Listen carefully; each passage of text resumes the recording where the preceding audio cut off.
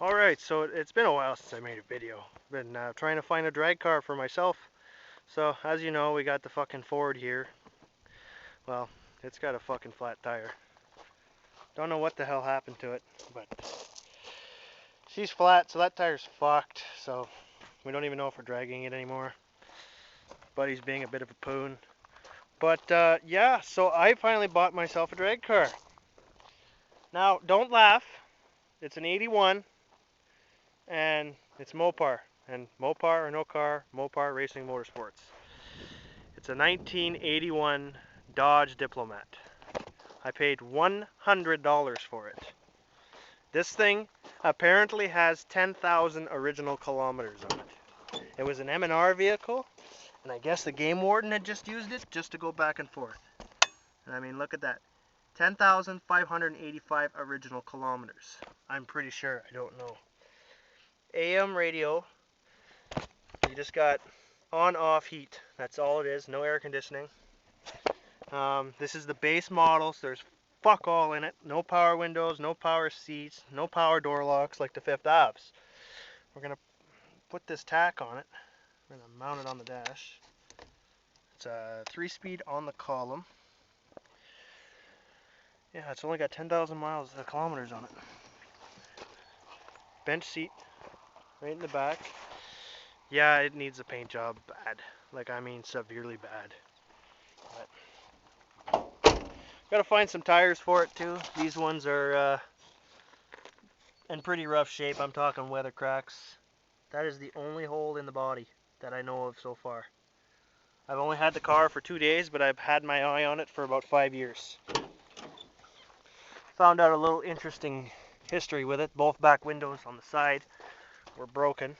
I found that out when I had to take the back seat out to get into the trunk, because through the years we have lost the key to the trunk lid. So, just gotta get in here. There we go. Just like that. So, I mean, big enough trunk. Go throw all of our camping gear in here. This is the original.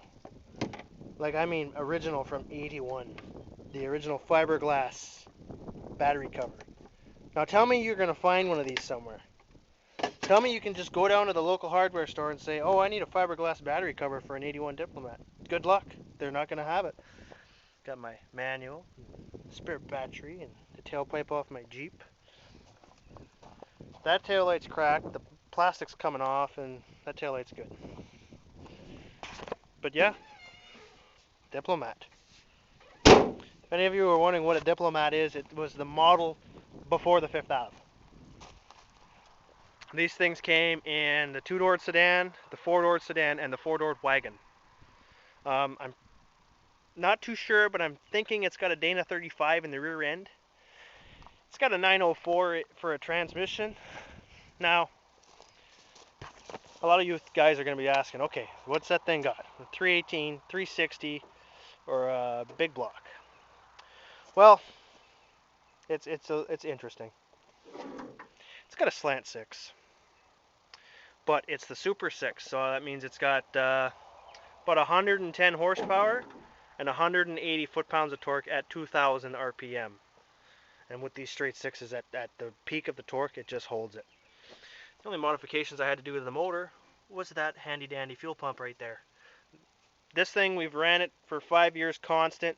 You know, you go there, dump gas down the carb, get it running, fire it up, let it idle for 2.5 hours just because it sounds awesome and it's a slant 6.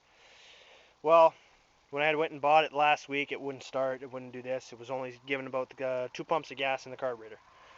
So we're like, fuck it, it's got to be the fuel pump. So we checked the fuel filter, it wasn't doing anything, so we bypassed it, and the fuel pump was the problem. So we hooked up that electric one over there, and basically that pretty much solved it. But we flooded the piss out of it, pulled all the plugs out, and they're the original spark plugs from 1980. Like, this thing is bone stock, bone original, I should say. So that leads me to believe that it only does have 10,000 kilometers on it, because if you look at the wires, it should show Mopar. But anyway, it says Mopar right there. All the wires have Mopar written on them. So I mean, either it was serviced at the dealer or it was just never touched. Like I said, I was told it was an M&R vehicle, but I bought it off of a good friend of mine who's in the classic car business. And like I said, I've had my eye on it for about 5-6 years now. But anyway, I plan to paint it. I'm not going to leave it in this shit red rust color. I plan to paint it. I'm considering on flat black or gloss black. I'm probably going to go with flat black. I'm going to change those tires over to something a little more conventional.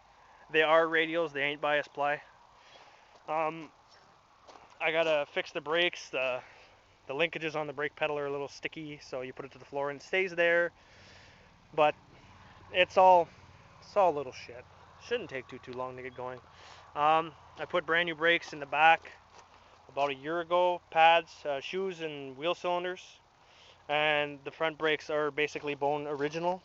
They got about 1/2 inch of pad per side of the caliper. So, and those are the original hubcaps from '81. Only have 2. I don't know where the other 2 went. He's had this car for about 8 years, and he himself only paid $100 at auction. One small hole in the fiberglass, but that's fuck all. And one minor dent. But it should be nice. Looks really good with those chrome beauty rings on it. But anyway, keep on watching the videos and you shall find out how it's going to look. And we're going to have videos of driving to Elliott Lake and at Elliott Lake. Courtesy of the wives of us, our wives. They'll be taking care of the videotaping portion while we race the shit out of our cars. Alright guys, have a good weekend.